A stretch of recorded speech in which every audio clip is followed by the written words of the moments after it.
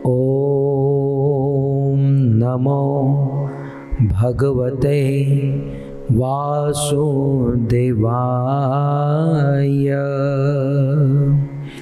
ॐ नमो भगवते वासुदेवाय।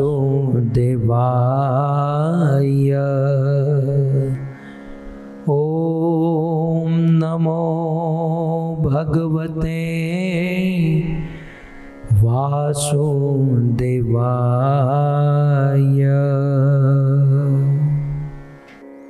जय जय श्री राधा रमण, जय जय नवल किशोर, जय गोपी चित चोर प्रभु, जय गोपी चित चोर प्रभु, जय जय माखन चोर, जय जय माखन चोर। श्री कृष्णचंद्र भगवान की, जगत गुरु श्रील प्रभुपाद की। उपस्थित भगवत कथानुरागी पधारे हुए भक्त वृंद, इस सभा को सुशोभित करने वाले अंतर्राष्ट्रीय कृष्ण भावनामृत संघ इस्कॉन के वरिष्ठ भक्तगण, बड़ी भारी मात्रा में यूट्यूब और फेसबुक के माध्यम से इस कथा का श्रवण करने वाले देश विदेश के समस्त श्रोतागण एवं पितृ मोक्ष और भगवान श्री कृष्ण के प्रेम की प्राप्ति के लिए यह सुंदर भागवत कथा का आयोजन करने वाले मुंबई निवासी जाजल परिवार, जिनमें से प्रमुख हमारे सामने उपस्थित हैं विनोद राय जाजल, हंसा माताजी, हंसा जाजल और उनकी दोनों सुपुत्री जयश्री जाजल और स्वाति जाजल। श्रीमद् भागवत कथा के इस तृतीय दिवस में पुनः एक बार आप सब का स्वागत एवं आप सब के चरणों में हमारा प्रणाम। आइए गुरु वचन से आज की कथा हम प्रारंभ करें। आज के दिन परम पूज्य राधा गोविंद गोस्वामी महाराज निवेदन करते हैं, चैतन्य महाप्रभु कहते हैं कि जब किसी जीव पर भगवान कृष्ण की कृपा हो जाए, यह कभी नहीं कहा जा सकता है। कब किसी जीव के ऊपर कृष्ण की कृपा हो जाए, ये कभी नहीं कहा जा सकता। पूतना गोकुल में कृष्ण को मारने आई थी। पूतना गोकुल में कृष्ण को मारने के लिए आई थी, किंतु उसे भगवान ने अपना धाम प्रदान कर दिया। कृष्ण को मारने की इच्छा से कंस ने अक्रूर जी को भेजा, किंतु कृष्ण ने अक्रूर जी को अपनी शुद्ध भक्ति प्रदान कर दी। तो ये दो गुरुदेव ये दो एग्जाम्पल दे रहे हैं कि पूतना कृष्ण को मारने के लिए आई थी, तो कृष्ण ने पूतना को अपना धाम दे दिया, और अक्रूर जी को कंस ने भेजा था कृष्ण बलराम को लाने के लिए, तो उस अक्रूर जी को शुद्ध भक्ति प्रदान कर दी। सो भगवान की कृपा, कृष्ण की कृपा कब किस पर कैसे कहाँ हो जाए, इसका कोई भरोसा नहीं। इसलिए कंक्लूजन देते हुए गुरुदेव कहते हैं, उसी तरह अमेरिका जैसे देश में कृष्ण भक्ति की कोई आशंका नहीं थी। अमेरिका जैसे भक्त में दूर दूर तक भगवान श्री कृष्ण की कोई भक्ति करे, ऐसा कोई आशंका, ऐसा कोई निश्चित नहीं था। किंतु श्रील प्रभुपाद जी, ऐसी भक्तिवेदांत स्वामी श्रील प्रभुपाद जी के अमेरिका आते ही कृष्ण कृपा से अनेक अनेक भक्त बन गए। सो भक्तों, भगवान श्री कृष्ण की कृपा कब किस पर हो जाए इसका कोई भरोसा नहीं है। और इसका ज्वलंत प्रमाण है अमेरिका। इस अमेरिका में शिल प्रभुपाद आए, उसके पहले कौन कृष्ण को जानता था, कौन भक्ति करता था। लेकिन जैसे ही प्रभुपाद यहाँ आए हैं, बड़े बड़े लोगों को जो रात दिन व्यसन करते थे, नशा करते थे, उन सब के हाथों में माला, गले में कंठी, भाल में तिलक और धोती कुर्ता पहनकर अमेरिका की सड़क पर नाचते हुए कर दिया शिल प्रभुपाद ने। तो कब किस पर कृपा हो जाए कोई भरोसा नहीं। एक बार किसी ने शिल प्रभुपाद को पूछा, प्रभुपाद फलाने बाबा जी तो चमत्कार करते हैं, वो तो श्रीफल में से चुंदड़ी निकालते हैं, वो तो बहुत सारे चमत्कार करते हैं, स्वामी जी आपने कोई चमत्कार किया, आप कोई चमत्कार जानते हैं? शिल प्रभुपाद भारत में अपने अमेरिकी शिष्यों के और अपना हाथ करते हुए कहते हैं कि ये अमेरिका में रहने वाले हिप्पी लोग थे, ये हिप्पी को मैंने हैप्पी बना दिया, इससे बड़ा चमत्कार और क्या हो सकता है। तो ये हिप्पी से हैप्पी की जर्नी जो है, इस संसार में संकट, प्रॉब्लम और दुख से परम सुख प्राप्त करने की जर्नी जो है, भगवान कृष्ण की कृपा से होती है। और ये कृपा कब हो जाए इसका कोई भरोसा नहीं। भक्तों, जो भी है, आज हम सब लोग पिछले कई दिनों से मैं भागवत बोल रहा हूँ, आप लोग भागवत सुन रहे हैं, इसके पीछे भी एक और मात्र एक भगवान की कृपा है। क्या हम ऐसा माने कि हमने पूर्व जन्म में बहुत अच्छे कर्म किए होंगे इसलिए हमको भागवत मिल रहा है? नहीं। क्या हम ऐसा माने कि हमने बहुत बहुत सेवा की होगी, बहुत साधना भक्ति की होगी इसलिए हमें भागवत मिल रहा है? नहीं।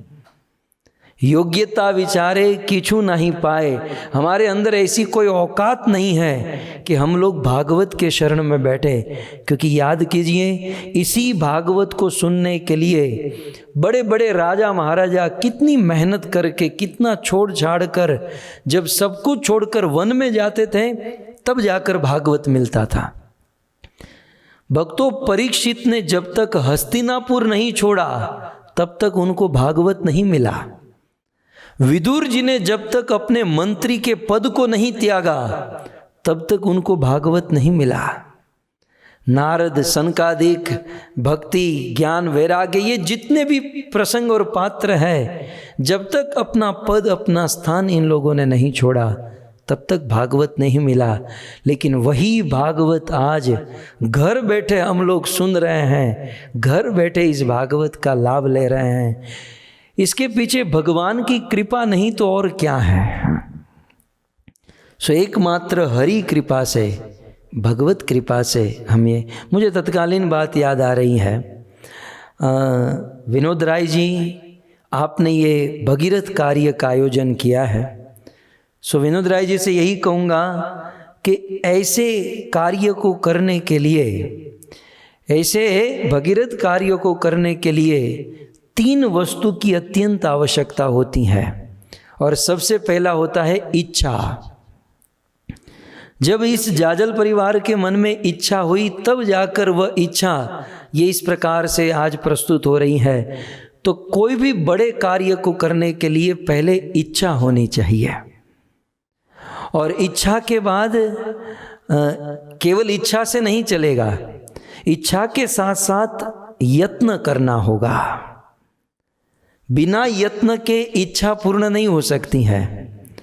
तो एक है इच्छा और उसके बाद है यत्न। और भक्तों, कितनी भी इच्छा करे और कितना भी यत्न परिश्रम करे, लेकिन उसके साथ तीसरी वस्तु है भगवत कृपा। जब तक कृपा नहीं जुड़ेगी तब तक इच्छा और यत्न से कुछ नहीं होने वाला। सो इच्छा, यत्न और अनुग्रह, ये 3 चीज जब मिलती हैं तब जाकर कोई व्यक्ति इस प्रकार के भगीरथ कार्य को कर सकता है, अपने जीवन में ये लाभ ले सकता है।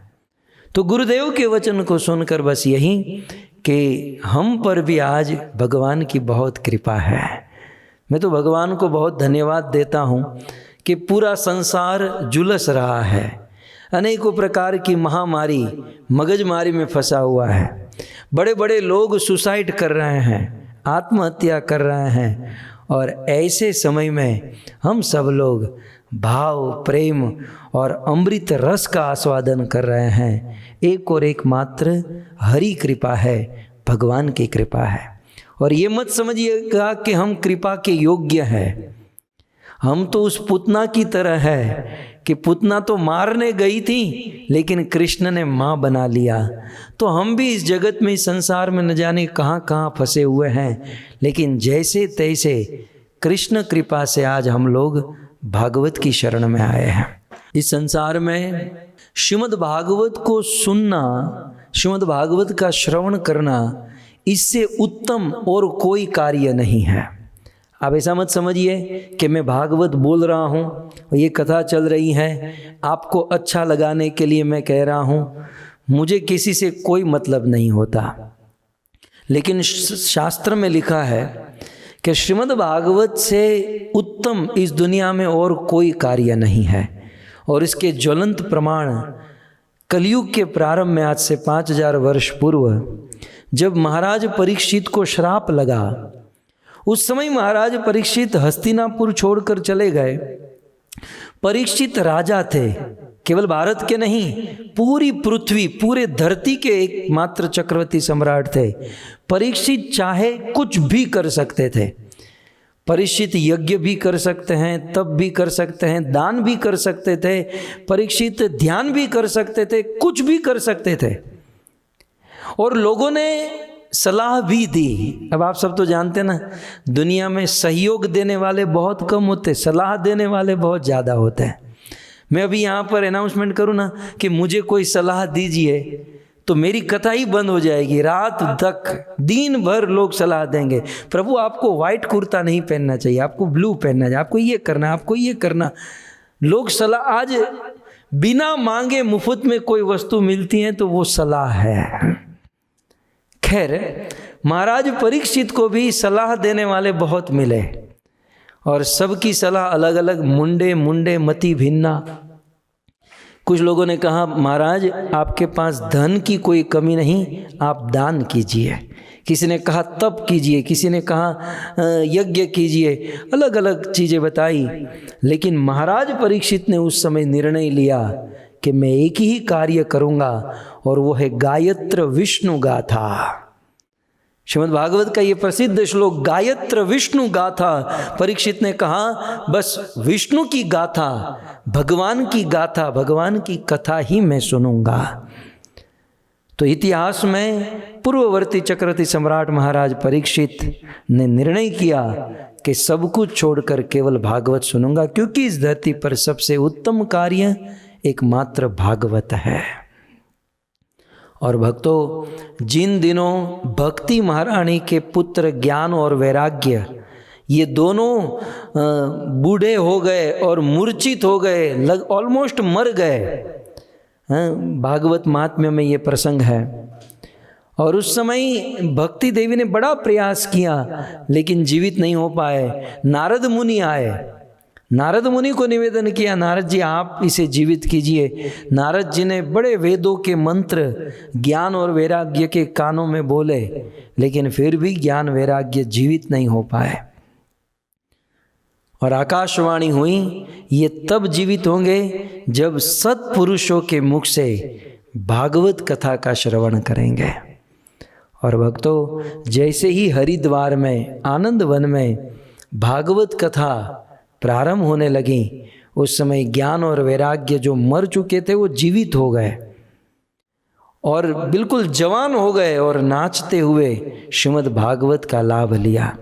इसलिए वहाँ लिखा है, व्यास मुनि लिखते हैं, यत्र भागवती वार्ता तत्र भक्ति आदि कम व्रजेत। जहाँ भागवत की वार्ता, जहाँ भागवत की कथा होती है, वहाँ भक्ति, ज्ञान, वैराग्य, ये सब लोग उपस्थित होते हैं। मैं अक्सर कहता आया हूँ, जैसे हम भोजन करते हैं तो भोजन के प्रत्येक निवाले पर, एक प्रत्येक ग्रास पर 3 वस्तु मिलती है, काम एक ही है, भोजन करना, लेकिन भोजन के प्रत्येक निवाले पर 3 वस्तु मिलती हैं, तुष्टि, पुष्टि और संतुष्टि। ठीक उसी प्रकार भागवत सुनना, कार्य एक है, लेकिन इस एक भागवत सुनने मात्र से भक्ति, ज्ञान और वैराग्य तीनों एक साथ प्राप्त हो जाते हैं। इसलिए कहते हैं यत्र भागवती वार्ता तत्र भक्ति आदि कम व्रजेत, वहाँ ये सब लोग आ जाते हैं। और कथा शब्द समाकर्ण्य तत्र तरुणीम गता, और भागवत को सुनकर ज्ञान वैराग्य जवान हो जाते हैं। आजकल के हम लोग डिवोटी तो है, हम मानते हैं कि गले में कंठी तिलक डिवोटी है, लेकिन हमारी भक्ति जो है शिथिल हो चुकी है। भक्ति में कोई रस नहीं रहा, कोई आनंद नहीं रहा। यदि भक्ति में जान देना चाहते हैं, जान भरना चाहते हैं, रस भरना चाहते हैं, तो श्रीमद् भागवत का श्रवण करना चाहिए। और इसलिए चैतन्य महाप्रभु ने कहा श्रवण कीर्तन जले कर ये सिंचन। ये भगवत कथा जो है किसी छोटे से पौधे को उगाने के लिए, बढ़ाने के लिए जल के समान है, पानी के समान है। पौधे में पानी न डालो तो कितना भी अच्छा पौधा सूख जाएगा, जल जाएगा, मर जाएगा। ठीक उसी प्रकार हमारे जीवन में भगवत कथा न हो, हमारी भक्ति सूख जाएगी, हमारी भक्ति शिथिल हो जाएगी।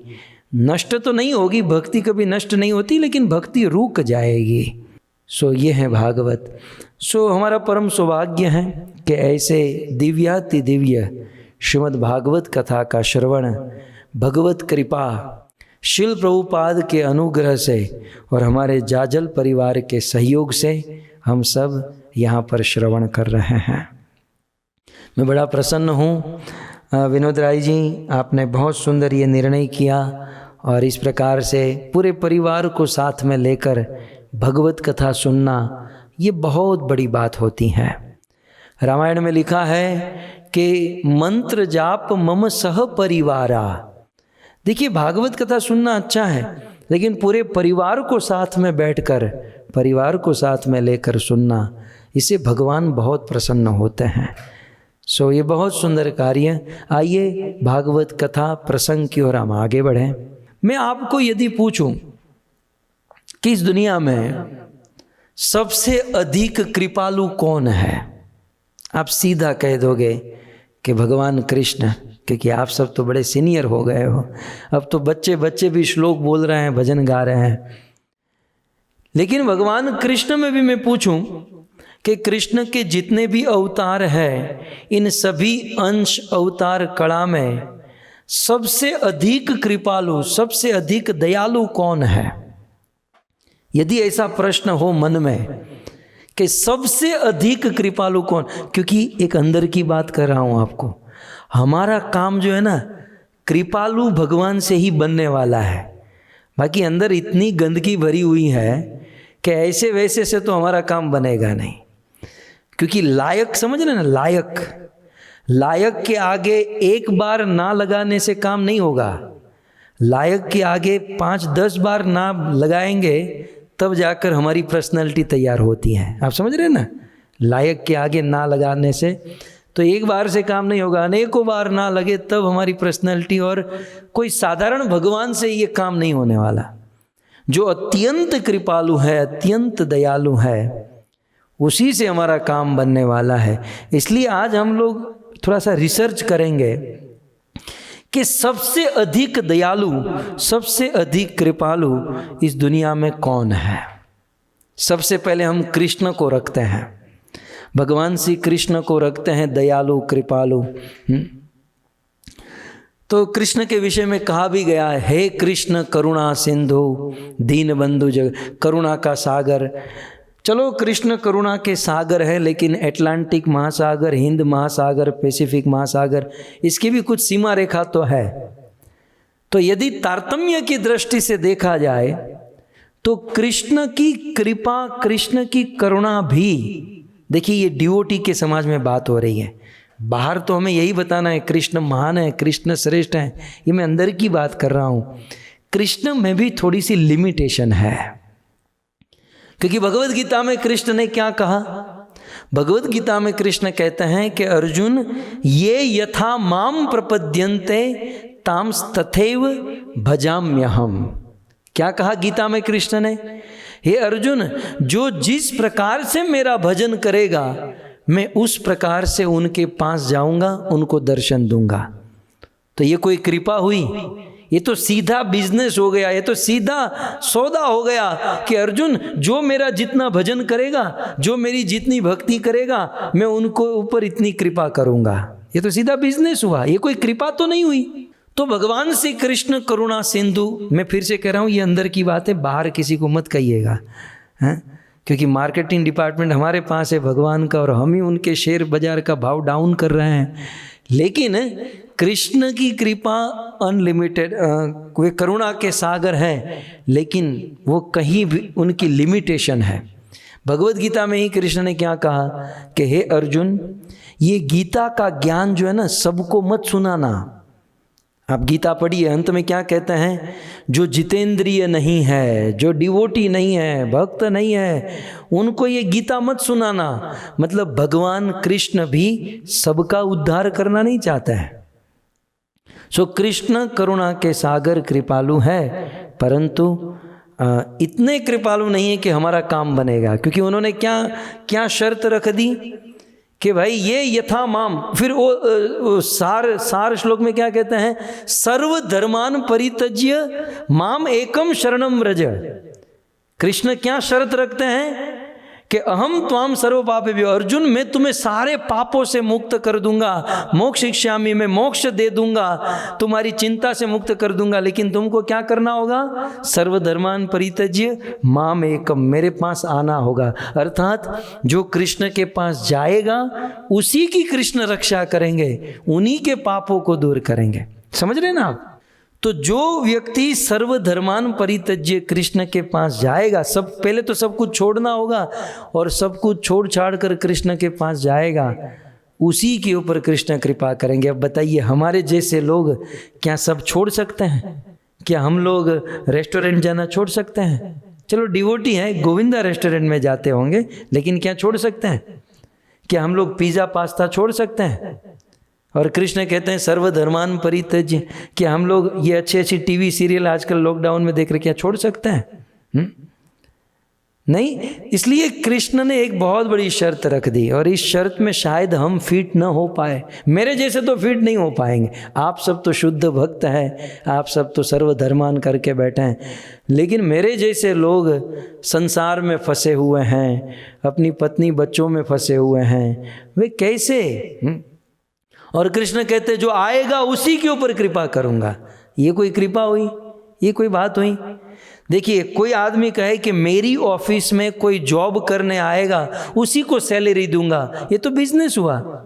यदि कोई कहे कि मेरी ऑफिस में आने की जरूरत नहीं, कुछ करने की जरूरत नहीं, मैं तुम्हारे घर आकर तुमको सैलरी दे दूंगा, तब समझा जाएगा कि ये कृपा है। ठीक है, आज कृष्ण मुझे डांटने वाले हैं कि तू ये क्या कर रहा है, लेकिन आज मैं पोल खोल रहा हूँ कि वे कृष्ण करुणा सिंधु, करुणा के सागर हैं, लेकिन फिर भी कुछ लिमिटेशन है, कुछ लिमिटेशन। चलो छोड़ो, कृष्ण को ज़्यादा नहीं लेना है, नहीं तो बहुत सारे श्लोक है, बहुत सारी बातें हैं, छोड़िए कृष्ण को, राम की ओर आगे बढ़ते हैं। राम तो सीधे साधे भोले भाले हैं। भगवान रामचंद्र को यदि लिया जाए तो भगवान रामचंद्र ने रामायण में कहा, निरमल मना जना सो मोहि पावा, निरमन जन सो मोहि पावा, मोहे कपट छल छिद्र न भावा। राम कहते हैं मोहि कपट छल छिद्र न भावा, निरमन जन सो मोहि पावा, मोहि कपट छल छिद्र न भावा। भगवान रामचंद्र कहते हैं, एक एक शब्द ध्यान से सुनिए, कि निर्मन जन सो मोहि पावा। राम ने कहा कोई बात नहीं, पापी तापी कोई कैसा भी आदमी क्यों न हो, लेकिन राम भी शर्त रख रहे हैं। और राम की शर्त क्या है? ये राम के वचन है कि निर्मल मन, जिसका मन निर्मल है, सो मोहि पावा, वही व्यक्ति मुझे प्राप्त कर सकता है। तब तो हमारा तो कोई चांस ही नहीं है। निर्मल मन कहाँ से लाएंगे? कथा में बैठते हैं तब तक मन निर्मल रहता है, जैसे कथा समाप्त हुई फिर जो मन की हालत होती है भक्तों, ये केवल हम ही जानते हैं और हमारा परमात्मा जानता है। तो राम कहते हैं कि निर्मल मन जन सो मोहि पावा। निर्मल मन और फिर मोहे कपट छल छिद्र न भावा। और जो व्यक्ति कपट करता है, छल करता है, वो तो मुझे कभी पसंद नहीं है। अब मैं आपको कहूँ, हम लोग मुंबई में रहने वाले लोग, जाजल जी, आपड़ा मुंबई में छल कपट કર્યા वगैरह कोई रही सके? बाकी की तो पता नहीं, लेकिन मुंबई जैसे, आप सुबह लोकल ट्रेन से ही शुरू कर लीजिए, बिना छल कपट के कोई काम मुंबई में होता है? कभी नहीं। मुंबई छोड़िए, मैं 10th ग्रेड समाप्त करके जब कॉलेज में गया तो बुक कीपिंग अकाउंट का फर्स्ट पीरियड था। तो आज भी मुझे याद है, कमलेश शर्मा हमारे प्रोफेसर हुआ करते थे, उन्होंने बोर्ड पर स्टेटमेंट लिखा कि इस देश में, इस दुनिया में यदि बिजनेस करना है तो झूठ बोलना होगा। जितने भी लोग सत्यवादी के बच्चे हैं, क्लास छोड़कर निकल जाए और अकाउंट का सब्जेक्ट ही छोड़ दे, क्योंकि बिजनेस ऐसी चीज है जहां पर झूठ बोलना ही पड़ेगा। और भगवान रामचंद्र क्या कहते हैं कि झूठ बोलने वाला मुझे कभी प्राप्त नहीं कर पाएगा। भक्तों, हम तो गिने यदि सुबह से लेकर शाम तक कितनी बार झूठ बोलते हैं। भगवान रामचंद्र कहते हैं कि सत्य के समान कोई धर्म नहीं और असत्य के समान कोई अधर्म पाप नहीं। झूठ बोलने वाला मुझे पसंद नहीं, कपट करने वाला पसंद नहीं।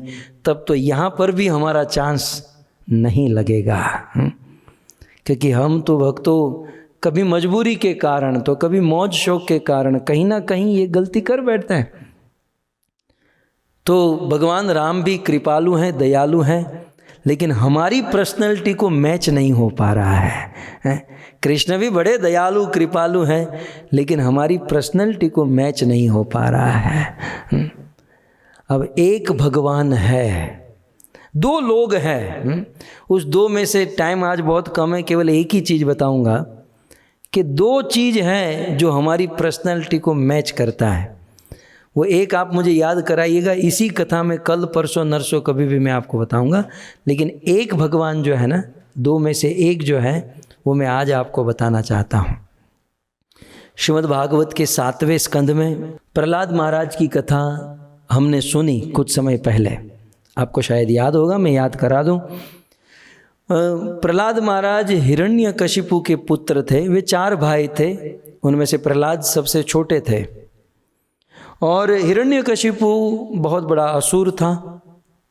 ब्रह्मा से वरदान प्राप्त करके पूरे तीनों लोकों को अपने वश में कर चुका था। और हिरण्यकशिपु चाहता था कि पूरी दुनिया मुझे भगवान माने, और ऐसा हो भी गया। जीते त्वयैकेन जगत त्रयम विभो। हिरण्यकशिपु इतना बड़ा तीनों लोकों का स्वामी हुआ कि जब वो अपनी आंखों को तिरछी करता था, सब लोग, सारे देवी देवता इवन उनके चरणों में आकर गिर जाते थे। लेकिन आश्चर्य की बात यह थी कि उसी हिरण्यकशिपु का 5 साल का बालक प्रहलाद अपने बाप को भगवान नहीं मानता, इवन अपने बाप को बाप भी नहीं मानता था। अब विस्तार तो मैं करना नहीं चाहता हूँ, लेकिन जस्ट आपको याद कराना चाहता हूँ कि प्रहलाद जब अपने गुरुकुल से घर पर आए तो हिरण्यकशिपु ने उनका मस्तक सूंघ कर गोद में बिठाकर सिर पर हाथ घुमाते हुए बहुत सुंदर प्रेम करते हुए पूछा कि प्रहलाद, गुरुकुल में तुम जो पढ़े हो उसमें सबसे अच्छी बात तुम्हें क्या लगती है? तो आप सब जानते हैं प्रहलाद महाराज ने कहा कि तत्साधु मनिये असुरवर्य देहि नाम। पिताजी, मैं और आप दोनों हाथ में माला लेकर हाथ में हरि नाम झोली माला लेकर हम दोनों व्रज वृंदावन जाकर भगवान विष्णु का भजन करें, ये बात मुझे सबसे अच्छी लगती है। और ये हिरण्याकश्यपु विष्णु का दुश्मन था। वो क्रोधित हो गया, षंड अमर को बुलाया, गुरुकुल में वापस भेज दिया। बोले ऐसी शिक्षा आज के बाद नहीं होनी चाहिए। दूसरे वर्ष वेकेशन में जब प्रहलाद घर पर आए, फिर से हिरण्याकश्यपु ने पूछा कि तुम्हें सबसे अच्छी बात क्या लगती है। प्रहलाद ने कहा, श्रवणम कीर्तनम विष्णु स्मरणम पाद सेवनम। ये नवधा भक्ति से विष्णु को प्रसन्न करना, ये मुझे सबसे अच्छा लगता है। हिरण्याकश्यपु लाल पिला षंड अमर को बुलाकर कहता, ये तुम्हारा बाप क्या बोल रहा है, विष्णु मेरा शत्रु है और ये विष्णु की भक्ति, विष्णु का नाम, विष्णु की सेवा का जिक्र कर रहा है। वो षंड और अमर कहते हैं कि न मत प्रणीतम न पर प्रणीतम। महाराज, न तो हमने सिखाया न तो बाहर से किसी ने सिखाया। मति नैसर्गिकी यह मतिरस्य राजन। राजन, ये अपनी माँ के पेट से सीख कर आया है, माँ के गर्भ से सीख कर आया है। तो वहाँ पर एक छोटा सा प्रसंग है कि जब ये फाइनल हो गया कि प्रहलाद विष्णु का भक्त है, तब ये षंड अमर और हिरण्यकशिपु प्रहलाद से एक प्रश्न पूछते हैं। ध्यान से सुनिएगा, क्योंकि इसका पर्यवसान हमारे प्रथम पॉइंट पर जाने वाला है कि भाई हमारे टाइप के भगवान कौन है। तो प्रहलाद को पूछा गया, प्रहलाद, अच्छा विष्णु की भक्ति करना ही सबसे उत्तम है? प्रहलाद ने कहा, जी विष्णु की भक्ति करना ही सबसे उत्तम है। तब षंड और अमर और हिरण्याकश्यपु पूछते हैं कि यदि विष्णु की भक्ति करना ही सबसे उत्तम है तो दुनिया के सब लोग विष्णु की भक्ति क्यों नहीं करते हैं? बात भी सत्य है। जैसे हम लोग बार बार कहते हैं भागवत सुनना उत्तम है, तो सब लोग क्यों नहीं सुनते? कई बार लोग प्रश्न भी पूछते हैं कि भाई कृष्ण की भक्ति श्रेष्ठ है तो अलग अलग धर्मों में लोग क्यों जाते हैं, क्यों भक्ति नहीं करते हैं? ऐसी बातें होती रहती है। प्रहलाद को पूछा गया कि विष्णु की भक्ति यदि उत्तम है तो सब लोग विष्णु की भक्ति क्यों नहीं करते, क्यों नहीं कर पाते? तब प्रहलाद महाराज ने अपने गुरु के प्रश्न का उत्तर, पिता के प्रश्न का उत्तर दिया। प्रश्न क्या है कि विष्णु की भक्ति, कृष्ण की भक्ति उत्तम है तो सब लोग क्यों नहीं कर सकते हैं? तो इसका उत्तर देते हुए प्रहलाद कहते हैं, ये श्लोक प्रभुपाद का फेवरेट श्लोक था। प्रहलाद महाराज उत्तर देते हैं, मति न कृष्णे परत स्वतो वा मिथो विपद्येत गृहव्रतानां अदान्त गोभी विशतां तमीस्त्रम् पुनः पुनः चर वितचर्वणाना।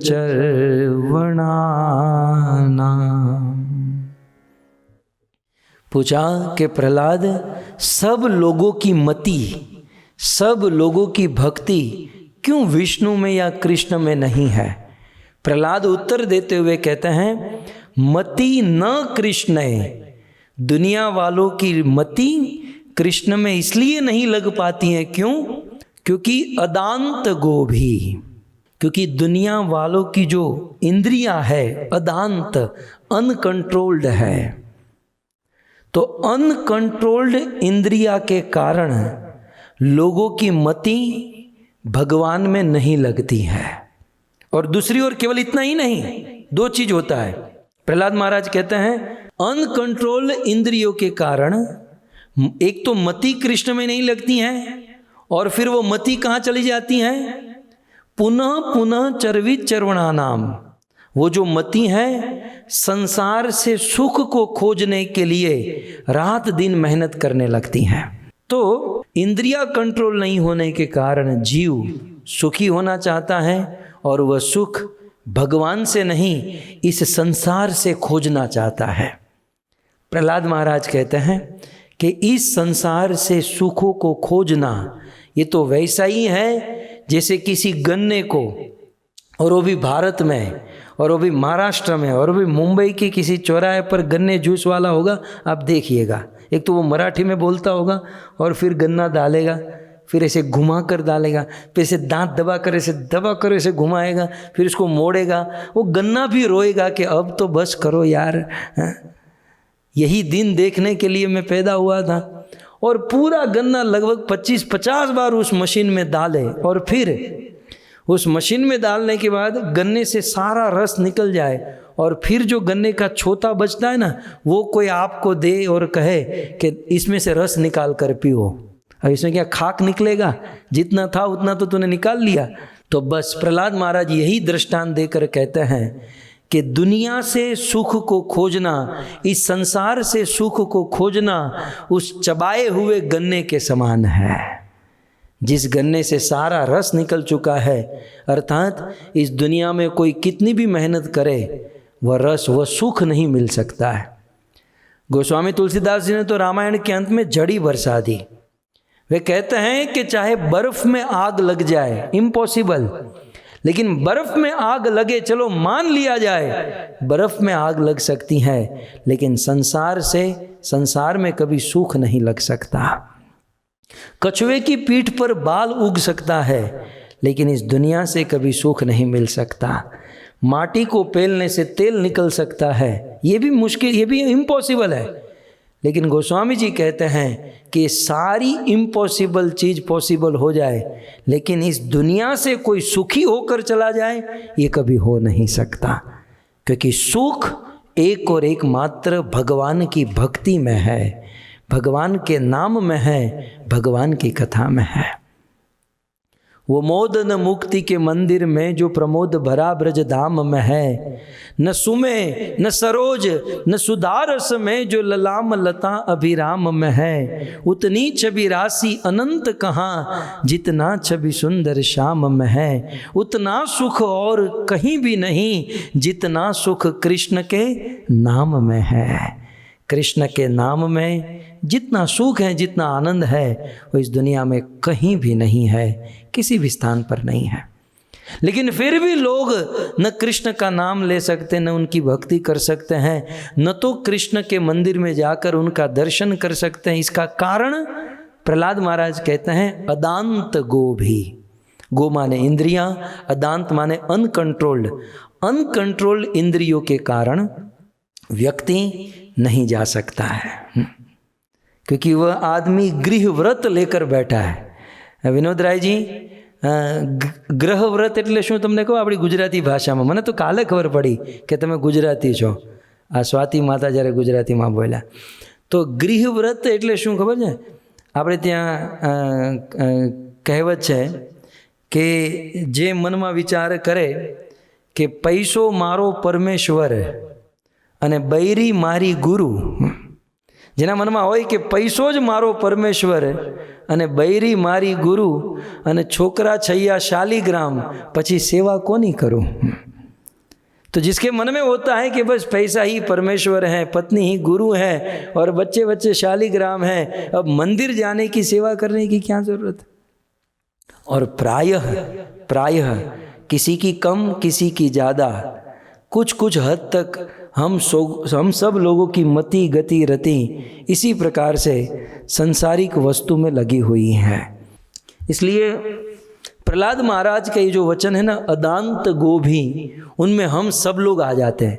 इवन मैं तो आ ही जाता हूँ कि हमारी इंद्रियां अनकंट्रोल्ड होने के कारण हम स्वयं भगवान के पास नहीं जा सकते हैं। हमारी इंद्रियां अनकंट्रोल होने के कारण संसार के कार्यों में, संसार की वस्तुओं में इतने रचे पचे रहते हैं कि हम भगवान के पास जितना जाना चाहिए उतना नहीं जा सकते हैं। कुछ लोग तो जीवन में कभी भगवान का दर्शन नहीं करते, कभी भगवान के पास नहीं जाते। दर्शन काफ़ी है। देवी कुंती ने कहा, हम आज की कथा में सुनेंगे, भगवान का दर्शन काफ़ी है, लेकिन हम दर्शन नहीं करते हैं। तब भगवान अपने मंदिर में बैठे बैठे सोचते हैं कि मैंने संसार के जीवों के लिए इतना इजी कर दिया, मैंने साधु संतों को भेजा, वेद दिए, शास्त्र दिए, लेकिन फिर भी संसार का जीव इतना भी नहीं कर सकता कि चलकर मेरे दरबार में, मेरे घर में, मेरे मंदिर में नहीं आ सकता।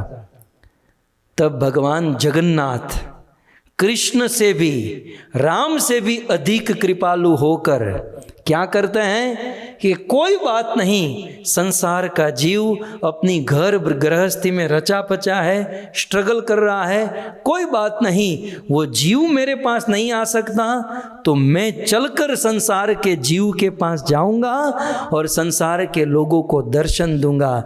तो अपने मंदिर से, अपनी पीठ से बाहर निकलकर रथ के ऊपर सवार होकर पूरी दुनिया को दर्शन देकर पवित्र और कृतार्थ करने के लिए निकलते हैं भगवान जगन्नाथ। इसलिए जगन्नाथ जी जितने कृपालु हैं, दयालु हैं, अन्य भगवान के स्वरूप रूप हैं, लेकिन जगन्नाथ की कृपालुता, दयालुता सबसे अधिक है। क्योंकि कृष्ण के विग्रह, आप कोई भी मंदिर हो, वो एक बार प्राण प्रतिष्ठा हो गई तो फिर हो गई, फिर वो बाहर नहीं निकलते।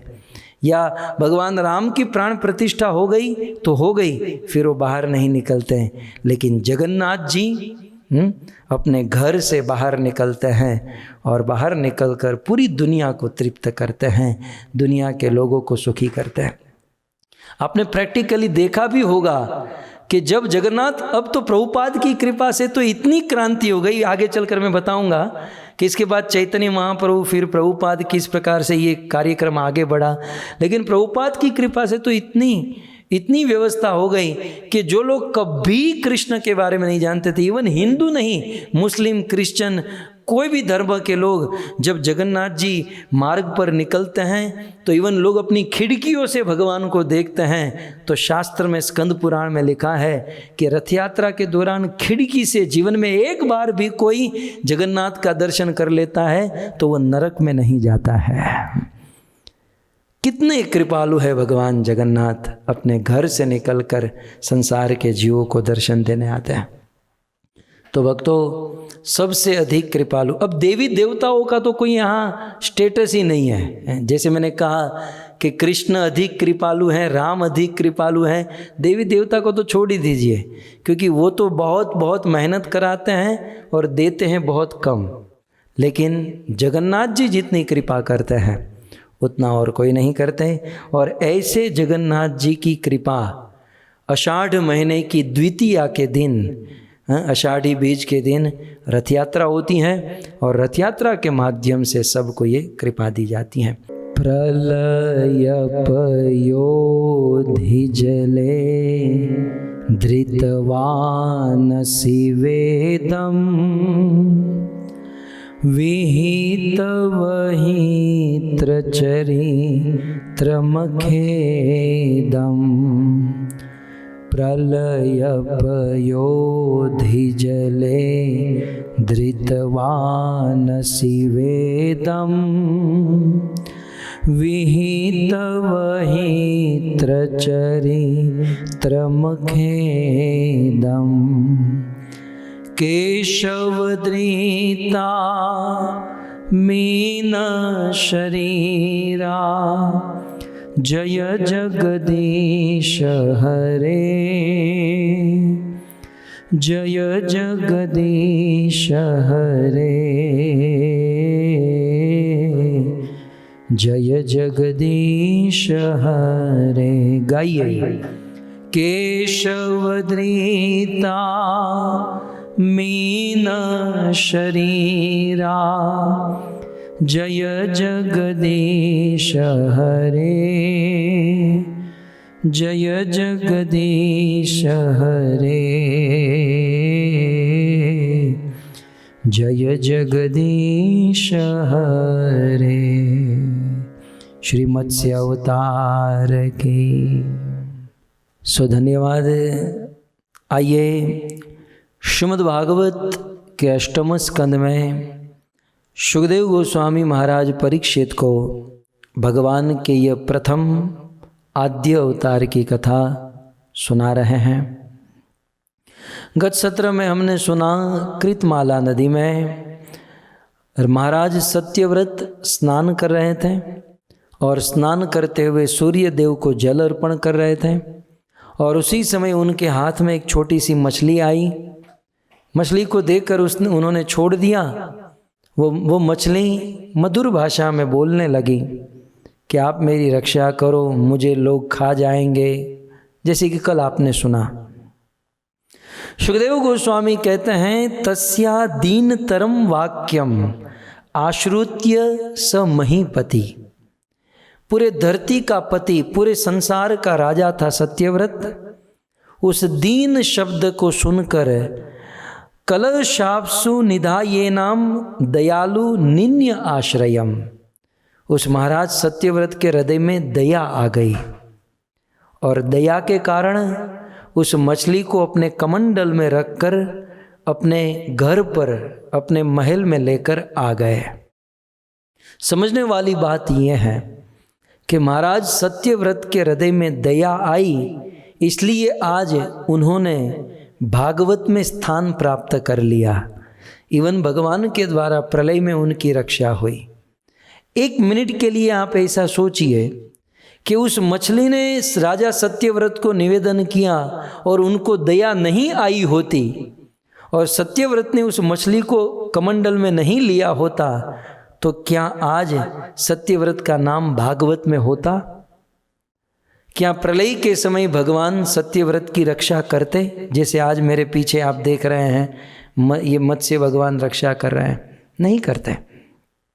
सो इसका अर्थ यह है, चाहे संसार में आप यश चाहते हो या फिर भगवान की प्रसन्नता चाहते हैं तो हमें दूसरों के ऊपर दया करनी चाहिए। देखिए, दया जो है, हमारे देश में कहावत भी है कि दया धर्म का मूल है और पाप मूल अभिमान है। दया जो है वो धर्म का मूल है और पाप का मूल है अभिमान। दया करनी चाहिए। मैं आपको सीधी सी बात करूं कि हम यदि जीवों के ऊपर दया करते हैं तो भगवान हमको याद करते हैं। प्रश्न हो सकता है ना कि अपने धाम में बैठकर भगवान किसको याद करते होंगे? भगवान उसी को याद करते हैं जो व्यक्ति जीवों के ऊपर दया करता है, क्योंकि दया का रिवर्स क्या होता है? दया, उसका रिवर्स होता है याद। हम यहाँ से दया करेंगे, भगवान वहाँ से हमको याद करेंगे।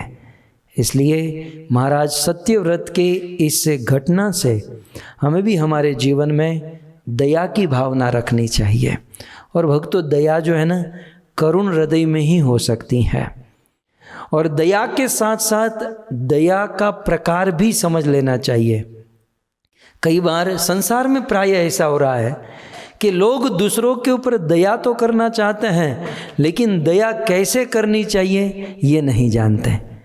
मुझे बच्चों को ये सुनाना था, उस दिन मैं भूल गया, फिर भी कुछ बच्चे बैठे हैं। मान लो कि कोई व्यक्ति समुद्र में डूब रहा है और चिल्ला रहा है बचाओ बचाओ बचाओ, और फिर किसी व्यक्ति के मन में दया आ गई। ध्यान से सुनिएगा, किसी व्यक्ति के मन में दया आई और वे दौड़ कर गया, समुद्र में स्विमिंग करने लगा और बहुत स्विमिंग किया, बीच समुद्र में पहुंचा और समुद्र में पहुंचकर उस आदमी के कोट को पकड़ा और कोट को निकाल कर बाहर लेकर आया। किसी व्यक्ति यदि कोई समुद्र में डूब रहा है तो कोट को लेकर आना ये कोई दया नहीं है, उस आदमी को उठा कर लाना चाहिए था। ये आदमी तो छूट गया, भी उसके कोट को लेकर आ गया। यद्यपि इस बंदे ने मेहनत की, वो स्विमिंग भी किया, वो मेहनत की, वो गया, सब कुछ किया, दया तो हुई, लेकिन उस दया से वो कोट लेकर आया, आदमी तो बेचारा डूब गया। ठीक उसी प्रकार इस दुनिया में कुछ लोग पहले तो दया जानते नहीं हैं और दया करते हैं तो शरीर के लिए दया करते हैं। वो कोट और कोई नहीं, हमारा शरीर है और शरीर के लिए दया करते। यदि दया करना चाहते हैं तो किसी आत्मा का उद्धार करना चाहिए, और आत्मा का उद्धार भगवान की भक्ति से होता है। तो उत्तम दया वो है जो दूसरों को भक्ति सिखाता है। दूसरों को भक्ति सिखाने वाले सबसे उत्तम दया कर रहे हैं, और भक्ति को छोड़कर जो शरीर की रक्षा करते हैं वो समझो वो कोट बचा रहे हैं। वो कोट को बचाने से कुछ नहीं मिलने वाला है। इसका अर्थ ये भी नहीं है कि हमें कोट नहीं बचाने चाहिए। आपातकालीन तत्कालीन परिस्थिति में हमारे अंदर दया भी होनी चाहिए, लेकिन मूल रूप से दया किसी आत्मा को, किसी जीवात्मा को भगवान के साथ संबंध जोड़ने से होती है। और इस संसार में सबसे बड़ी दया की शिल प्रभुपाद ने अपना जीवन, अपना सब कुछ छोड़ छाड़ कर शिल प्रभुपाद पूरे मानव समाज का उद्धार करने के लिए कितनी मेहनत की है। तो ये है वास्तविक दया। तो यहाँ पर महाराज सत्यव्रत ने दया की, और दया से वे उस मछली को अपने घर लेकर गए। संस्कृत के श्लोक अनेकों हैं, मैं सरल भाषा में आपको कहूँ, कमंडल में रख कर गए और घर जाकर वह कमंडल एक स्थान पर उन्होंने रख दिया, जाकर सो गए। दूसरे दिन उठकर देखे तो वो मछली बड़ी हो गई थी। उस मछली ने राजा से कहा कि मेरा शरीर एक दिन में बढ़ गया है, मुझे कोई बड़े पात्र में रखो। सुखदेव जी कहते हैं कि सत्यव्रत ने एक बहुत बड़ा मटका मंगवाया, उस मटके में पानी भरा और बड़े से मटके में उस मछली को रख दिया। अब मछली धीरे धीरे और बड़ी होने लगी। दूसरे दिन महाराज सत्यव्रत ने देखा तो मछली के लिए वो मटका भी छोटा पड़ गया। मछली ने कहा कि महाराज आपके घर पर जो स्विमिंग पूल है ना, जो पूल बना है ना आपके बच्चों को नहाने के लिए, उस पूल में मुझे डाल दो, ये मटका ठीक नहीं है।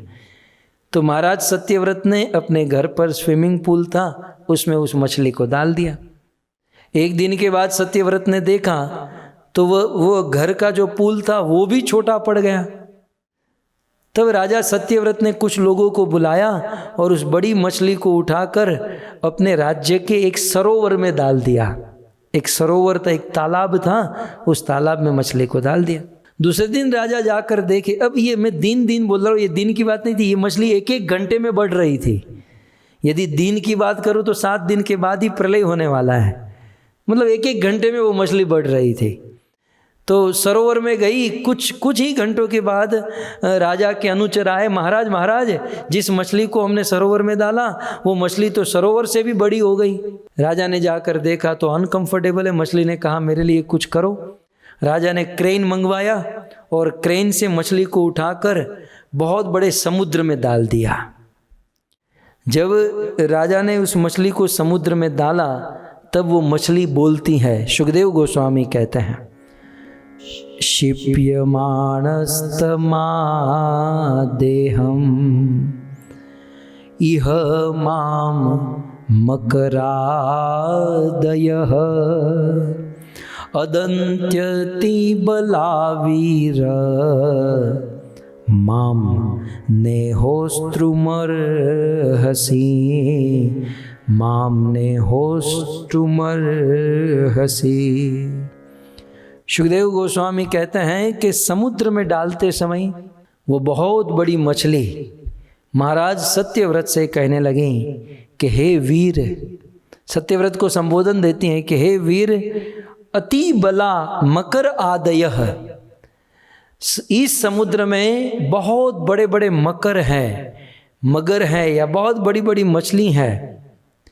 जब मैं समुद्र की गहराई में जाऊंगी तो ये बड़ी मछली अभी भी मुझे खा लेगी और मैं नष्ट हो जाऊंगी। इसलिए हे वीर, हे महाराज सत्यव्रत, इस प्रकार से आपको मुझे त्याग नहीं देना चाहिए। आपने तो मुझे त्याग ही दिया, आपने तो मुझे समुद्र में छोड़ दिया, आपने तो जान ही छुड़ा दी। ऐसा नहीं चलेगा। यदि आप मुझे समुद्र में छोड़ दोगे तो लोग मुझे मार देंगे। अब महाराज सत्यव्रत तो इतने परेशान हुए कि यार कमंडल में रखो तो बढ़ती हैं, मटके में बढ़ती हैं, सरोवर में बढ़ती हैं, पूल में बढ़ती हैं, अब समुद्र में डाला तो ये मना कर रही है, समुद्र में मैं रहना नहीं चाहती, यहाँ लोग मुझे खा जाएंगे, अब करूँ तो क्या करूँ। तब महाराज सत्यव्रत कहते हैं, एवं विमोहितस्तेन वदता वल्गु भारितम। इस प्रकार से वल्गु वाक्य, मधुर वाक्य बोलने वाले, सच सच बताओ आप हो कौन। अब सत्यव्रत के मन में थोड़ा क्लिक होने लगा आप हो कौन? तमाहो को भवान अस्मान मत्स्य रूपेण मोहयन। इस मत्स्य रूप का धारण करके, मत्स्य रूप धारण करके मुझे मोहित करने वाले, सच सच बताओ आप कौन हो? आप कोई सिद्ध संत तो नहीं, आप कोई ऋषि मुनि तो नहीं, आप कोई देवता नहीं, या फिर आप साक्षात भगवान तो नहीं।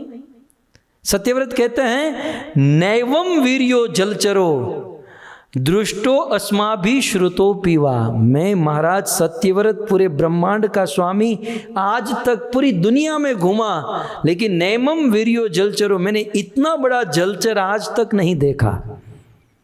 और दृष्टो, न देखा, न अस्माभि श्रुतो पीवा, और न तो मैंने इतना बड़ा प्राणी आज तक सुना है। हे मछली, आपने इतना बड़ा रूप धारण कर लिया है, न मैंने देखा न मैंने सुना। यो भवान योजन अस्मात्। उस समय उस मछली ने 100 योजन का लंबा चौड़ा शरीर बना लिया था। तो 100 योजन लंबा चौड़ा शरीर एक दिन में आपका बढ़ गया, ऐसा शरीर न मैंने कभी देखा न कभी सुना है। नूनम त्वम भगवान, सत्यव्रत कहते हैं नूनम त्वम भगवान, सच सच बताओ आप भगवान तो नहीं हो। अब राजा सत्यव्रत भगवान के भक्त थे, और भगवान तो भक्तों के साथ लीला करते हैं। तो सत्यव्रत जी ने कथाएं सुनी होगी। सत्यव्रत जी कहते हैं नूनम त्वम भगवान, आप साक्षात भगवान तो नहीं, मुझे ऐसा लगता है साक्षात हरि नारायणो व्ययः। आप साक्षात हरि हो, आप साक्षात नारायण हो, अव्ययी, कभी भी नष्ट न होने वाले आप स्वयं ईश्वर हो, और मेरे सामने इस प्रकार से आप लीला कर रहे हो। अनुग्रहाय भूतानाम दत्से रूप जलो कसम। स्वयं भगवान आपने अनुग्रह करने के लिए, मुझ पर कृपा करने के लिए तो यह जलचर रूप धारण नहीं किया। सत्यव्रत जी कहते हैं नमस्ये पुरुष श्रेष्ठ स्थित उत्ति उपि ईश्वर। हे पुरुषों में उत्तम। अब सत्यव्रत जी को पता लगने लगा कि भगवान के अलावा कोई नहीं हो सकता, तो कहते हैं कि हे पुरुषों में उत्तम, हे पुरुषोत्तम, हे पुरुष श्रेष्ठ, आप ही से ये संसार की रचना होती है, आप ही संसार को चलाते हो, आप ही संसार को नष्ट करते हो। भक्ता नाम न प्रपन्नाम मुख्यो ही आत्मगतिर विभो। आप अपने शरणागत भक्तों की गति हो, अर्थात शरणागत भक्तों के लिए आप उनके डेस्टिनेशन के समान हो। अर्थात जो आपको शरणागत होता है प्रभु, वो आपको प्राप्त कर सकता है, आपके धाम वैकुंठ को प्राप्त कर सकता है। या दूसरे शब्दों में शरणागत भक्तों को आप गति देते हो, आप अपने धाम वैकुंठ में भेज देते हो। सर्वलोका अवतारास्ते। सत्यव्रत जी बहुत बड़ी बात करने जा रहे हैं, ध्यान से सुनिएगा।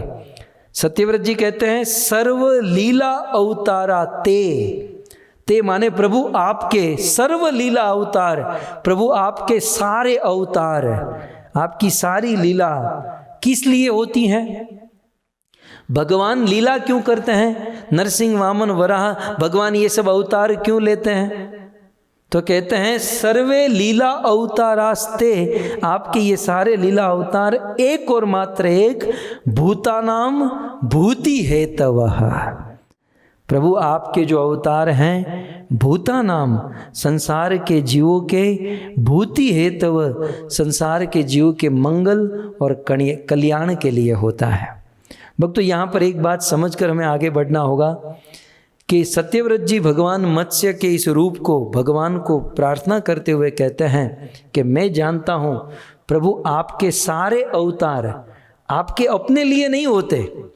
प्रभु आपने अपने लिए अवतार लिया होता तो ये कॉमन सेंस है, आप मछली बनकर ना आते, क्योंकि मछली का जीवन ही दुर्गंध से युक्त होता है। मछली से बहुत सारी दुर्गंध आती हैं, तो मछली रूप आप धारण न करते, ये तो गर्हित रूप है। मैं जानता हूं कि सर्वे अवतारास्ते, आपके सारे अवतार भूतानाम भूति हेतव, एक और मात्र एक लोगों के कल्याण के लिए होता है। और लोगों का कल्याण करने के लिए आप अपना कभी नहीं देखते, मुझे मेरा क्या होगा, आपके प्रत्येक अवतार लोगों के कल्याण के लिए होते हैं। भक्तों, थोड़ा सा हम स्मरण करें, थोड़ा सा मैं लिस्ट आपको बताऊं संक्षिप्त में। तो 24 अवतार भगवान के हुए। सनकादिक अवतार हुआ किसके लिए? भगवान का सनकादिक अवतार स्वयं ब्रह्मचर्य व्रत का पालन करके संसार के जीवों को ब्रह्मचर्य धर्म का उपदेश देने के लिए, भगवान का कोई स्वार्थ नहीं। दूसरा अवतार वराह अवतार हुआ किसके लिए? वह उनके भक्त, उनकी पत्नी वसुंधरा का उद्धार करने के लिए, स्वयं अपनी मौज मारने के लिए नहीं। यदि स्वयं मौज मारने के लिए भगवान आते तो सूअर बनकर आते, वराह बनकर आते? नहीं। ये सारी बातें हमें बताती हैं कि भगवान कितने कृपालु हैं, कितने दयालु हैं, अपने भक्तों के लिए कितनी वे मेहनत करते हैं। तो वराह अवतार लिया अपने लिए नहीं, पृथ्वी का कल्याण करने के। फिर आगे भगवान ने नारद अवतार लिया अपने लिए नहीं, संसार के जीवों को नारद पंचरात्रक या संसार के ध्रुव, प्रहलाद, चित्रकेतु ऐसे लोगों का उद्धार करने के लिए। फिर आगे भगवान ने नर नारायण अवतार लिया किसके लिए? ऋषि मुनियों की रक्षा, सहस्त्र कवच असुर को मारने के लिए। और नर नारायण अवतार हम लोगों के लिए कि कलयुग में पृथ्वी पर बहुत पाप होंगे, पापों से पृथ्वी भारी हो जाएगी, अपने स्थान पर स्थिर नहीं रह पाएगी। इस पृथ्वी को स्थिर रखने के लिए तपस्या करने हेतु भगवान नर नारायण तक अवतार ले। अपने लिए भगवान वैकुंठ छोड़कर तप करने आएंगे। वो आज भी भगवान तप कर रहे हैं। भूतानाम भूति हेतव, इस शब्द के ऊपर मैं बोल रहा हूँ हम लोगों के लिए। भगवान ने कपिल अवतार लिया किसके लिए? सांख्य शास्त्र का उपदेश देकर संसार के योगियों का उद्धार करने के लिए कपिल अवतार लिया। फिर भगवान ने दत्तात्रेय अवतार लिया किसके लिए? स्वयं 24 गुरु बनाए और 24 गुरु बनाकर संसार के जीवों को शिक्षा दी। यज्ञ अवतार हुआ स्वयंभू मनवंतर की रक्षा करने के लिए, अपने लिए नहीं। भूतानाम भूति हेतव। ऋषभ अवतार, भगवान ने स्वयं संन्यास धर्म निभाया और अपने आचरण से सन्यासी को कैसा होना चाहिए ये भगवान ने सिखाया। नहीं तो भगवान को सन्यास लेने की क्या आवश्यकता, अपनी पत्नी राधा रानी के साथ बड़े आनंद में। लेकिन भूतानाम भूति हेतव। पृथु अवतार लिया, कच्छप अवतार लिया, कछुए का अवतार हमने सुना था कुछ दिन पहले। समुद्र मंथन में वो डामाडोल हो रहा था मंदार पर्वत, उस समय भगवान ने कछुए का अवतार देव और दानवों के लिए लिया। एक भी अवतार आप मुझे बताइए कि भगवान ने अपने लिए लिया हो। ये सारी बातें, कच्छप अवतार, धन्वंतरी अवतार, अमृत लेकर प्रकट हुए, अमृत पिलाने के लिए स्वयं। अब सुनिए, भगवान अमृत लेकर प्रकट हुए तो एक सीप खुद मार लिए होते तो कोई उसे बोलने वाला था?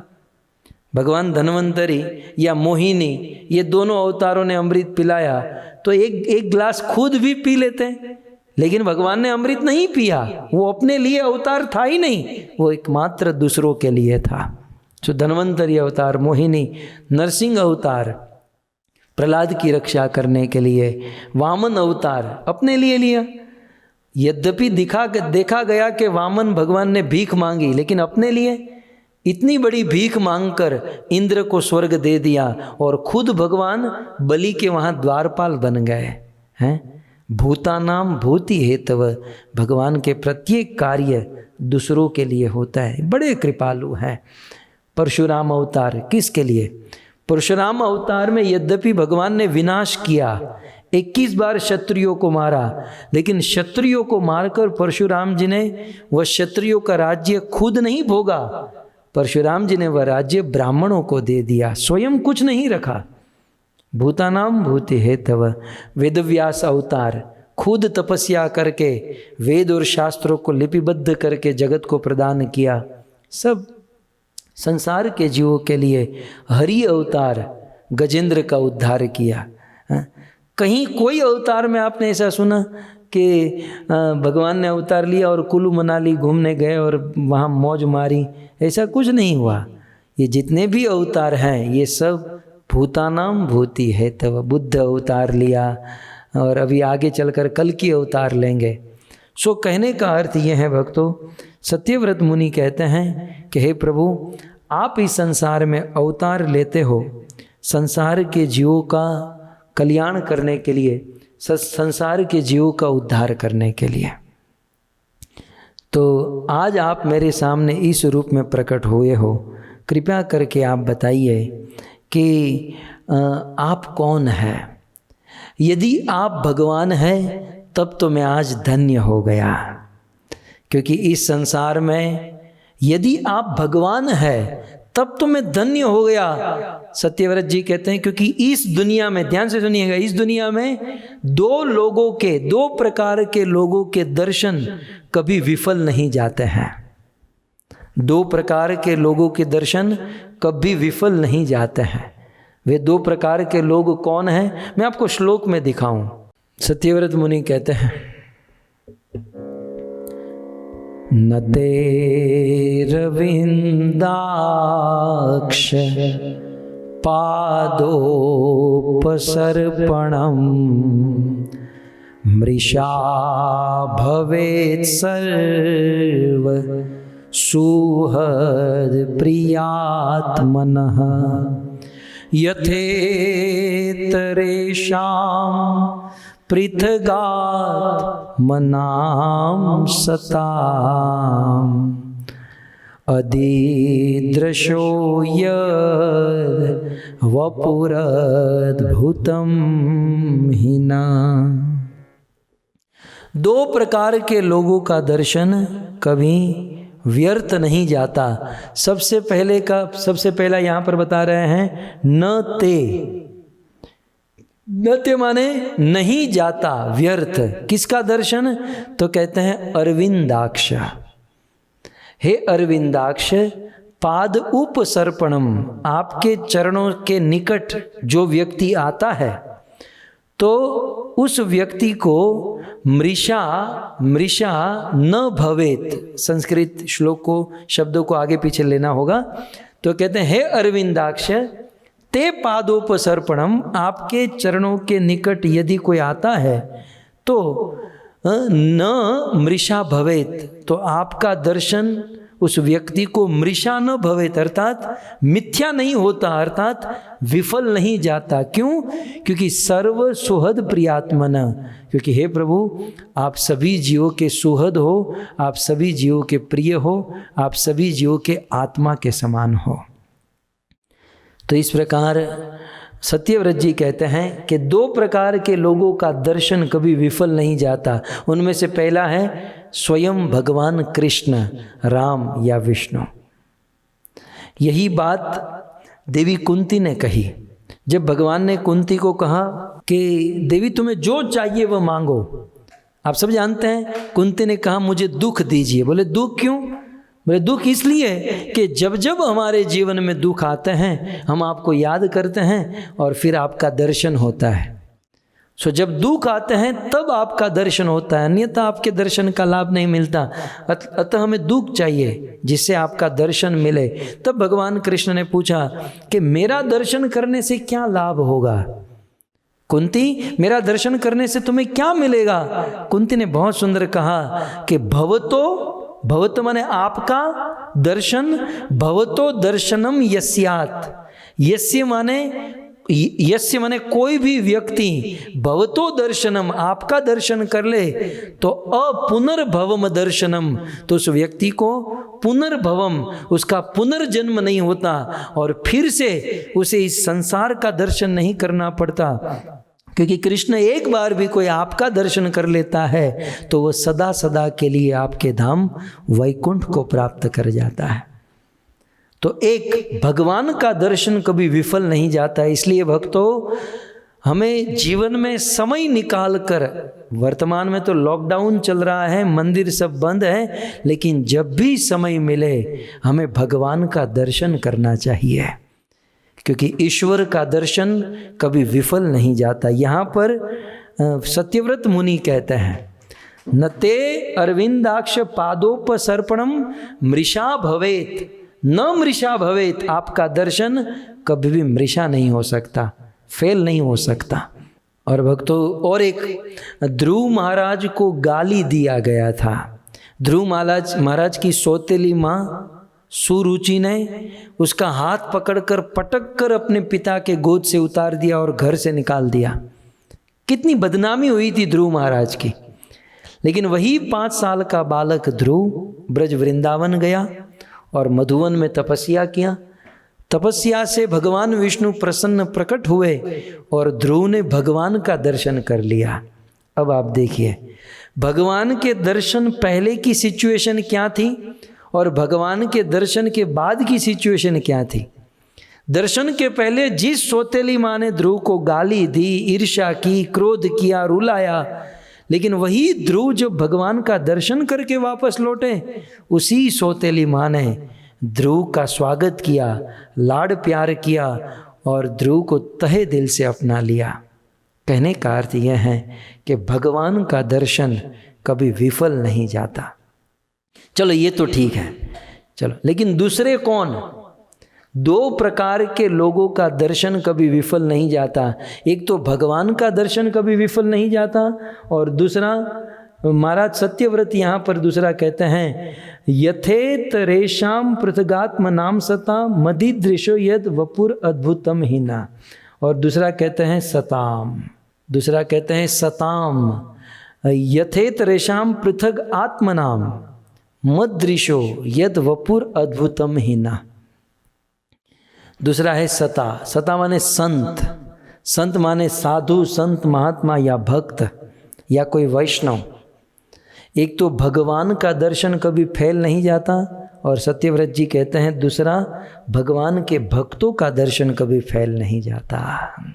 भक्तों, नारद मुनि नारद भक्ति सूत्र में कहते हैं, सत्संगम दुर्लभम, सत्संग दुर्लभ है, लेकिन कदाचित यदि सत्संग हो जाए तो अमोघम, संतों का दर्शन फल दिए बिना नहीं रह सकता। और कोई सोचे कि संतों के दर्शन से हमारा काम बिगड़ जाएगा, ये तो हो ही नहीं सकता, उल्टा काम सुधर जाएगा। और इसका ज्वलंत प्रमाण हनुमान जी महाराज जब सीता को खोजने के लिए लंका पहुंचे और लंका में खोज रहे थे, सीता कहाँ, सीता जी कहाँ, सीता जी कहाँ, लेकिन देवी सीता मिल नहीं रही थी। तो दूर से हनुमान जी ने विभीषण का घर देखा। वो तो विभीषण को जानते नहीं थे, लेकिन उनके घर के ऊपर भगवान राम की ध्वजा थी। थोड़े से नीचे आए, देखा राम के चिन्ह उस घर पर अंकित हुए थे और ब्रह्म मुहूर्त का समय था। राम नाम तेहि सुमिरन कीना, हृदय रस हृदय कपि सज्जन चिन्हा। हनुमान जी के हृदय में बड़ी प्रसन्नता हुई कि भाई लंका में कोई राम का नाम लेने वाला, क्योंकि लंका निशिचर निकर निवासा, यहाँ कहाँ सज्जन कर बासा। ये लंका में तो असुर ही रहते हैं, राम का नाम लेने वाला कौन। और सुबह सुबह ब्रह्म मुहूर्त में जग कर जो राम का नाम लेता है वो कोई संत, वो कोई साधु ही है। तब हनुमान जी महाराज कहते हैं, यही सन हठी करही पहचानी। मैं अब तो हठ करके भी इस आदमी से अपना इंट्रोडक्शन, अपनी पहचान करूंगा। किसी ने कहा, हनुमान जी आप सीता को खोजने के लिए आए हो, सीता का राम का काम करने के लिए आए हो। हनुमान जी कहते हैं कि इस साधु से हट करके भी मैं इंट्रोडक्शन पहचान करूंगा। क्यों? क्योंकि साधु से होई न कारज हानि। साधु से मिलने से अपने कार्य की हानि कभी नहीं हो सकती।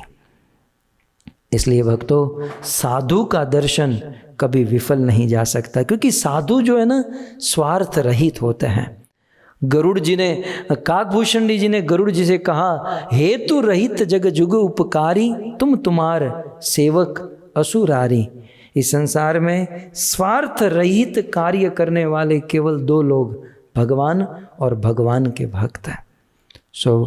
घड़ी, एक घड़ी आधी घड़ी, आदि में पुनि आध, है ना, कहते हैं ना कि एक घड़ी कोई सत्संग कर ले, एक घड़ी छोड़ो आधी घड़ी भी कोई सत्संग कर ले, आधी भी छोड़ो आधी में से आधी घड़ी भी यदि कोई सत्संग करे तो उसका जीवन धन्य हो जाता है। 4 चोर थे मुंबई के, महाराष्ट्रन 4 चोर थे और चारों चोरों ने मिलकर चोरी की और चोरी में बहुत सारा माल लूटा और लूट कर फिर बंटवारा करने बैठे। चोर चोरी का बंटवारा करते हैं ना तो देखने जैसा होता है, वो भी मंगलाचरण बोल के शुरू करते हैं, ओम ज्ञानति मेरा अंदर से, वो भी चोरों में भी चोरों, प्रभुपाद इसका शीर्षक देते चोरों में ईमानदारी। फिर चोर कहते देखो भाई हम चार हैं, चारों में धर्म से बांटना होगा, धर्म से बांटना। अब ये कौन सा धर्म, खुद चोरी करके आया है और ये धर्म कर रहे हैं। तो ये चारों चोरों ने सोचा कि यार दिन भर चोरी करने में टाइम बीत गया, भूख लगी है, भूख लगी है, कुछ भोजन करना होगा। अब बंटवारा चल रहा था, भूख लगी थी, तो एक चोर था, उसने कहा ठीक है चलो मैं वड़ा पाव लेकर आता हूँ, तब तक आप लोग ठीक से बंटवारा, और देखो ईमानदारी से, उसमें कोई ये चोरी मत करना, चोर में भी चोरी, तो ईमानदारी से। तो ये बंटवारा हो रहा था, एक आदमी वड़ा पाव लेने गया, सेवा भावी, चोरों में भी सेवा भावी होते हैं, तो ये थोड़ा सा सेवा भावी था, तो अन्य 3 चोर के लिए चोरी करने चला गया। अब क्या हुआ, सॉरी वड़ा पाव लेने गया।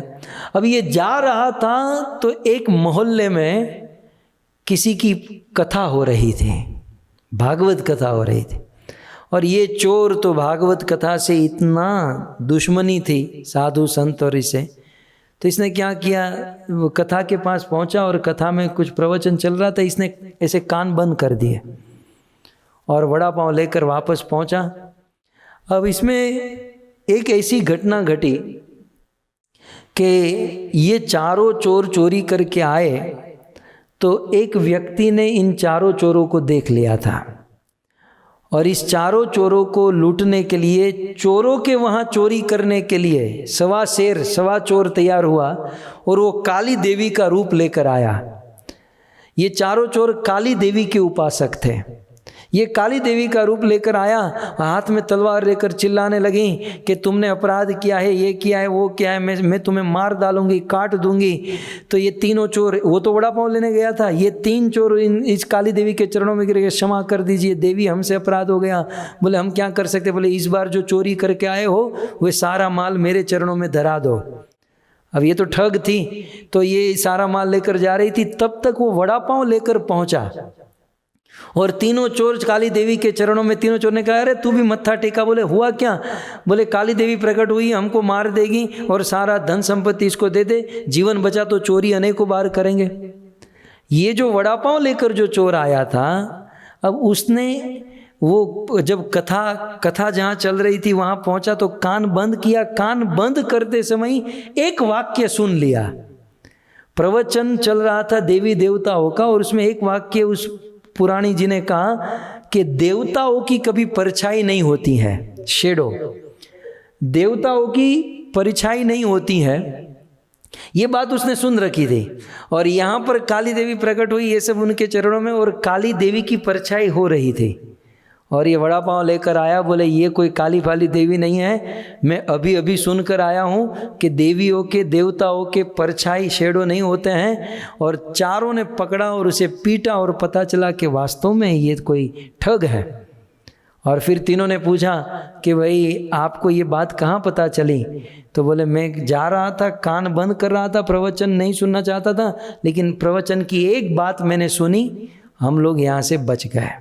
मेरा कहना यह है कि प्रवचन एक घड़ी, आधी में पुनी आध, एक चोर भी यदि कोई साधु की संगति कर लेता है तो वो भी लाभ को प्राप्त कर सकता है। तो हमारे जैसे लोग यदि साधु की संगति करें तो हमें लाभ क्यों नहीं हो सकता। तो यहाँ पर सत्यव्रत मुनि कहते हैं कि 2 लोगों के दर्शन कभी फैल नहीं जाते, एक हैं भगवान और दूसरे हैं उनके भक्त। सो आज हमारा परम सौभाग्य है शिल प्रभुपाद की कृपा से भागवत कथा के माध्यम से भगवान और भक्त का दर्शन करते हुए यह लाभ हम सब ले रहे हैं। ये एकमात्र प्रभुपाद की कृपा है। तो यहीं पर विराम करता हूँ, समय हो चुका है, कल इस कथा को हम और आगे बढ़ाएंगे। मैं धन्यवाद करता हूँ आप सभी भक्तों का कि बड़े भाव से, प्रेम से, श्रद्धा, उत्साह से आप सब आते हो, कथा सुनते हो और आप लोगों का दर्शन करते हुए कथा करने का भाव और रस बढ़ जाता है। इसी प्रकार आप आते रहिए, कथा सुनिए, जीवन को धन्य कीजिए। और विशेष धन्यवाद देता हूँ हमारे जाजल परिवार का, विनोद राय जाजल, हंसा माता जी और उनकी दोनों सुपुत्री जयश्री और स्वाति माता जी को कि आपने बहुत सुंदर ये कार्य का आयोजन किया और हम सब लाभ ले रहे हैं। सो धन्यवाद। ग्रंथराज श्रीमद् भागवतम महापुराण की